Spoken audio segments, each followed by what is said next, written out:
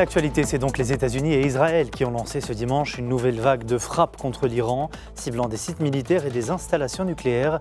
Mais quelles conséquences pourrait-il y avoir sur le Moyen-Orient, rongé par une forte instabilité politique?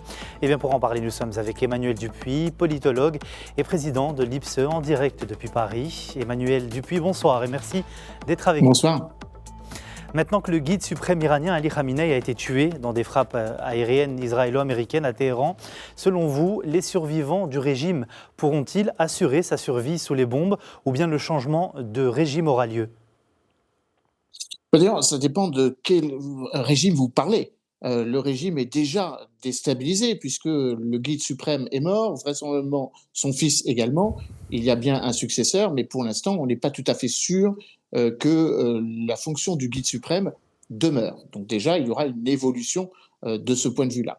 Il y aura une moindre emprise de la théocratie iranienne, c'est une évidence. Deuxièmement, la vraie question, c'est le corps des gardiens de la révolution, celui qui faisait tenir le régime. Jusqu'à quel point ce système de force, ce système de répression a été touché.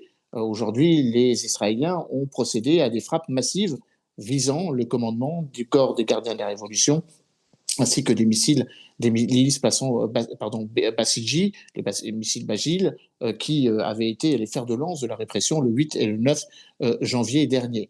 Est-ce que le régime va pouvoir survivre à lui-même? Plutôt, la question doit être posée autrement.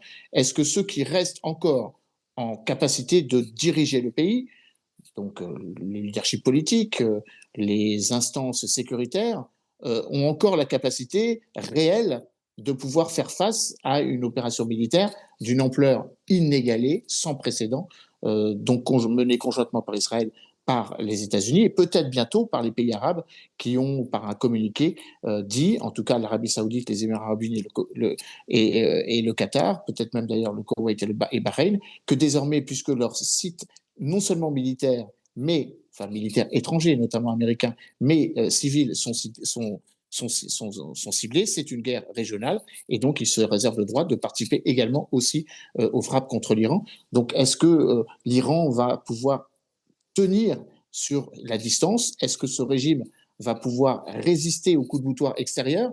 Et puis surtout, à la capacité ou à la volonté de faire imploser le régime. C'est ça l'enjeu. L'enjeu, c'est de faciliter une prise de pouvoir par les Iraniens eux-mêmes. On avait tenté de le faire, enfin les Iraniens avaient tenté courageusement de le faire en janvier dernier. Il en leur a coûté au minimum 30 000 morts. Vont-ils avoir la volonté, le courage et la détermination de le refaire? Justement, c'est ma prochaine question, Emmanuel Dupuis. Le président américain Donald Trump a jugé que le peuple iranien tient là sa plus grande chance de reprendre le contrôle du pays. Est-ce que selon vous, la population iranienne répondra-t-elle aux appels à descendre dans la rue pour s'emparer du pouvoir?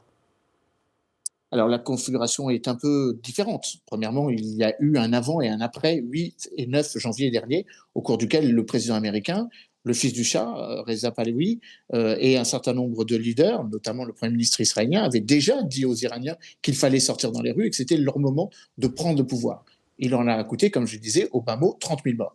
Donc, pardon, vont-ils avoir le courage de redescendre de nouveau dans la rue? Je rappelle qu'on est encore en plein mois de Ramadan, ce qui va aussi complexifier les opérations, les éventuelles mobilisations estudiantines, notamment, ou les mobilisations de jeunes.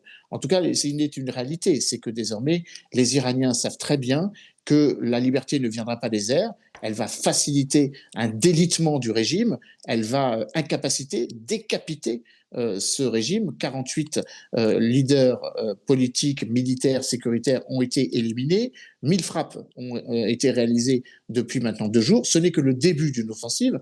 Donc la question, c'est quand?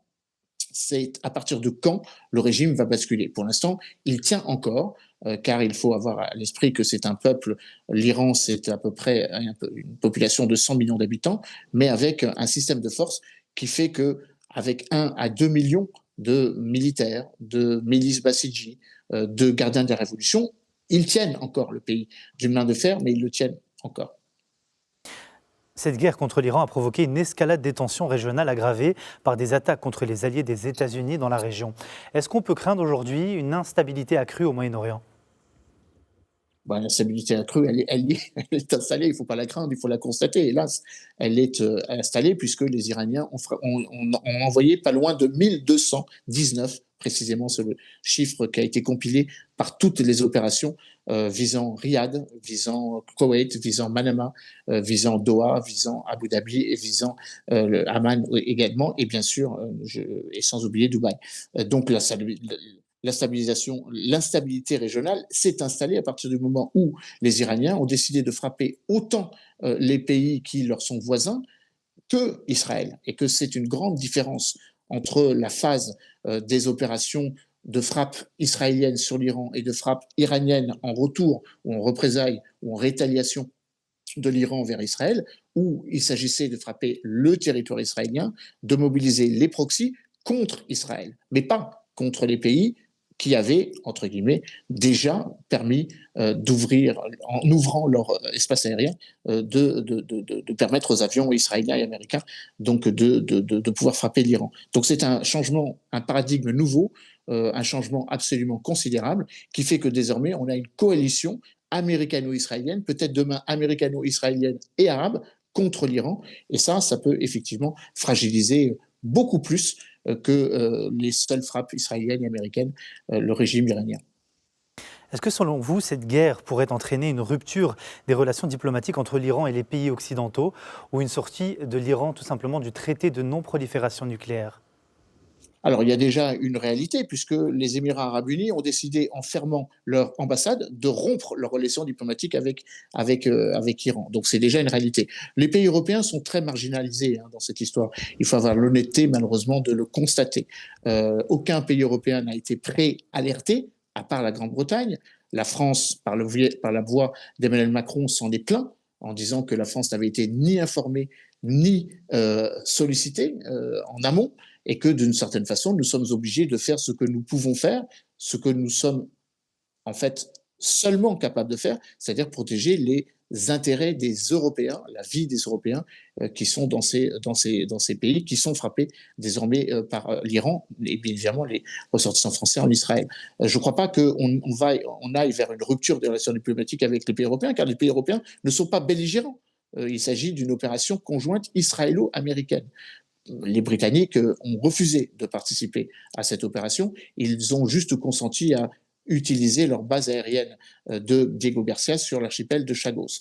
Est-ce que l'Iran va sortir du traité de non-prolifération ? C'est là une question annexe, car les Américains, qui peut croire que les Américains ont agi pour empêcher les Iraniens d'avoir accès au nucléaire ? Ça, c'était l'opération Midnight Hammer de juin dernier, où les Américains, avec leurs frappes, les quelques 3 ou 4 bombes qu'ils ont utilisées, ou peut-être la dizaine de bombes qu'ils ont utilisées pour annihiler et pour empêcher ou incapaciter le programme nucléaire iranien. La question de la sortie du TNP que les Iraniens brandissent est une question diplomatique, de négociation diplomatique que les Iraniens mettaient constamment en exergue dans le cadre d'une négociation qui concernait la Russie, la Chine, les États-Unis bien sûr, la Grande-Bretagne, la France, l'Allemagne, dans ce qu'on appelle le JCPOA, donc la suite à l'accord sur le nucléaire iranien. On est très loin de tout ça, puisque les Iraniens ont décidé de ne plus participer à ces négociations. Donc la question du TNP ne se pose pas, car les opérations qui ont cours aujourd'hui ne sont pas justifiées par le programme nucléaire. D'ailleurs, sur les 1000 frappes qui ont été exécutées par les Israéliens et les Américains, il s'agit de centres de commandement, il s'agit de rampes de lancement de missiles balistiques, de radars, très peu, voire quasiment aucune installation nucléaire n'a été frappée. Ça avait été fait en juin dernier. La poursuite des frappes israélo-américaines et les menaces de fermeture du détroit d'Ormuz ont des implications régionales et mondiales. Quelles seraient les répercussions sur les prix du pétrole, le commerce mondial et la stabilité de la région, selon vous ? Bon, déjà, le prix du pétrole a flambé. On était à 60 dollars avant le week-end. On risque d'être, avec l'ouverture des bourses lundi, à 70 voire 75 dollars. Certains prédisent une montée jusqu'à 100 dollars le prix de 100 dollars pour un baril de Brent. Mais la réunion de Vienne ce week-end de l'OPEP et du groupe OPEP+, à l'initiative saoudienne et américaine, va sans doute limiter la casse, si je puis l'exprimer ainsi, avec la production de 206 millions de barils de jour supplémentaires, ce qui va sans doute faire tasser les prix. Mais il faut effectivement craindre qu'il y ait une montée significative du prix de l'essence à la pompe. Alors là, ça va avoir indirectement des impacts sur nous, pays européens, et sur les pays africains ou les pays en général, mais ça va aussi bénéficier aux Américains qui, du coup, pourront proposer comme alternative leur pétrole et leur gaz de schiste, ou les pays producteurs de pétrole et de gaz sur le continent africain, qui deviennent de facto une alternative à des